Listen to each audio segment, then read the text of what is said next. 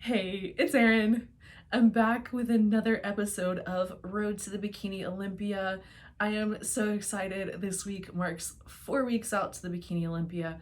I know I said it last week that I was 4 weeks out, but this week is actually 4 weeks out. When it comes to contest prep, I get a little scatterbrained, and I realized on Saturday that it was not 3 weeks, but it was 4 weeks. It's always nice to have additional time when it comes to getting ready for stage.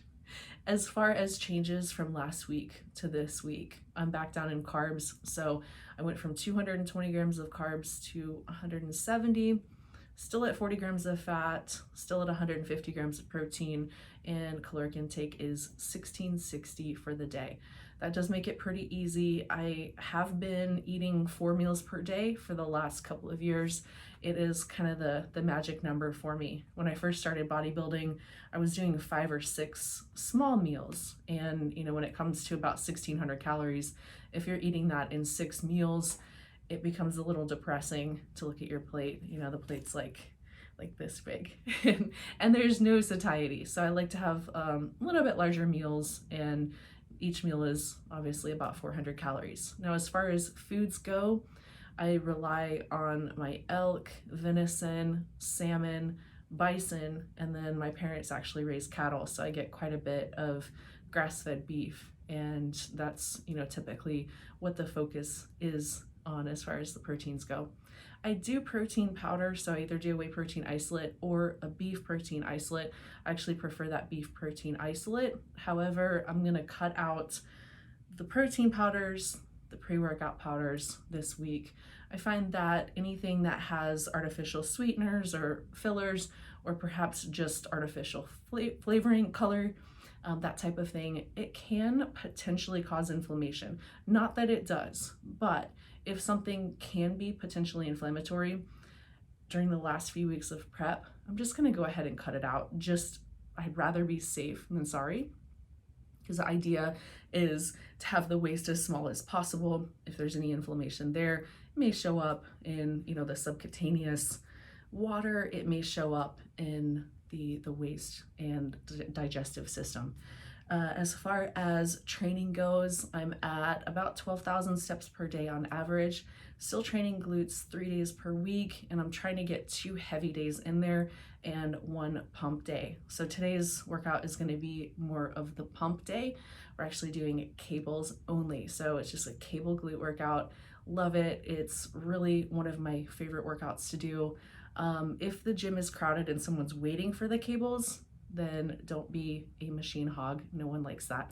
So we've got that. I'm gonna do a little bit of accelerations on the sled. So I still like to throw in a lot of explosive movements, and the sled accelerations are really just excellent for firing up that central nervous system, of course for calorie burn, and I find that it helps me activate my glutes better. So let's see what else. As far as how I'm feeling, I'm still trying to normalize. The progesterone really took me off track, and weight is 130 pounds this week, which is great. I'm not too far from my goal of around that 127 point. So I do find that I'm a little bit anxious at times, and just doing some research about progesterone, that is one of the side effects of stopping it cold turkey. So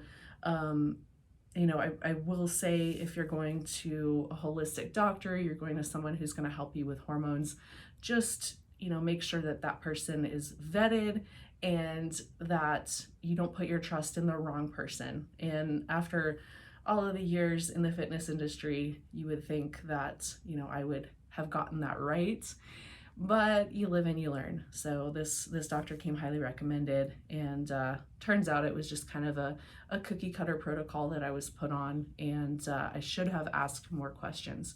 But here we are, and still have close to a month to get ready for Olympia. So I'm not stressed about it, but I do know that my body's still trying to normalize. And I have days where I wake up and I feel great, I feel super lean, and I have days where I wake up and I'm just holding water. So hopefully that gets better in the next week or two. I would prefer to not leave that up until the last minute to try to get things normalized. So as far as suit and hair and makeup and all of that, so I have my suit. It is actually bright pink, and Black Ice Bikinis made it. Let me know if you'd like a sneak peek of it. I can share it with y'all. I'm very excited. It's a beautiful suit. And then Nancy is going to do my hair and my makeup, and I can never pronounce her last name correctly. It's Nancy Jambazian. But she's excellent. We've worked together for years. And it's just really nice. And a lot of times I've done my own makeup for contests, but it's just gonna be nice to have that taken care of. So I'll do my own tan. And of course I have the suit already set up. So posing, I'm going to meet with Kim next week in Orlando, and I'll include footage of that. So we're just gonna do a little tune up on my posing and go from there. So without further ado, let's go do this pump glute workout on the cables. All right, we're gonna start this workout with 4 sets of 15 seconds all out on the sled. So this is sled high knees. If you have a sled, great. If you don't have one, you can always use a stationary object. So you can use a wall, you can use a heavy machine, something heavy in your house. So you're just gonna go high knees, drive. I really like using the sled because it puts you into that drive phase of the sprint. So your body's at about a 45-degree angle, taking about 2 to 4 minutes in between each one. So this is a little bit of HIIT on this leg day. Driving the knees, weight stays on the toes. Back stays flat, keep those arms locked out. And you're just gonna go all out. And all out is individual. All right, moving into our first weighted exercise, we're gonna do cable squats. Now, for this exercise, you really wanna think about going heavy here because you're counterbalancing against the weight stack. So weight is pushed through the heels, stance is about 1.5 times shoulder width. I turn my toes out just a little bit. I'm gonna turn my knees out just a little bit too. Try to keep the upper body as tall as possible. And with the upper body, you're just using it to stabilize. So you're not gonna pull at all with the upper body actively. Just wanna make sure that you are using the weight and pushing through the heels and pushing up and back through the squat. Really important. This is gonna highlight those glutes or accentuate those glutes that much more. So push up and back, and as you come down, think about just reversing that motion. So nice and slow on the way down. I'm gonna do 3 sets of 20. Moving on to reverse pull-throughs. So I've got the same attachment here, going a little bit lighter. Weight is through the heels. You're gonna think about your hips as a hinge. Keep that back nice and flat. Same thing with the upper body, you're just stabilizing with it. You're gonna see the lats kick in. This is totally normal, but you really wanna think about hinging just through the hips. We're gonna do 3 sets of 20 here also. You can combine those exercises if you'd like into a superset. I just did straight set with short recovery in between, so about 30 to 45 seconds in between. So here, got a slight bend in the knee and just really thinking about that mind-muscle connection. This is excellent for those upper glutes. Cables are great for constant tension. So choose a weight that you can do for 20 reps. You want it to burn towards the end. So those last 2 to 3 reps, they should be difficult yet doable. Every cable stack is different. All right, we're gonna move into a cable front squat here. Keeping the easy bar attachment. 3 sets of 20 for this too. So you wanna choose a weight, again, that is light enough that you can do for 20 reps. Trying to get the volume in. Now for this, you want to keep your elbows up, keep your chin up. This is going to help a lot with keeping that body the upper body nice and tall. Weights push through the heels. The stance is about shoulder width, maybe a little bit wider, and you want to get right up on that cable. So you want to get nice and close to that cable. The closer you can get, the closer that center of gravity is. And this one is excellent for hitting those glutes. I really want to push through the heels. All right, we're moving on to pull-throughs. I've switched to the rope attachment, going lighter here. Now, similar to the reverse pull-through, you want to think about your body as a hinge, or your hips as a hinge. So push the weight through the heels. As your upper body comes down, think about pushing those glutes back, pushing those hips back, and you want to reach through your legs.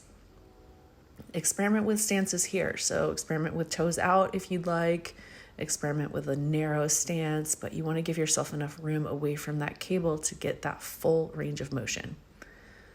And I like to round that upper back just a little bit at that mid-rep point. This really helps with that squeeze. And you guessed it, 3 sets of 20 here. I like to tuck the chin at the top.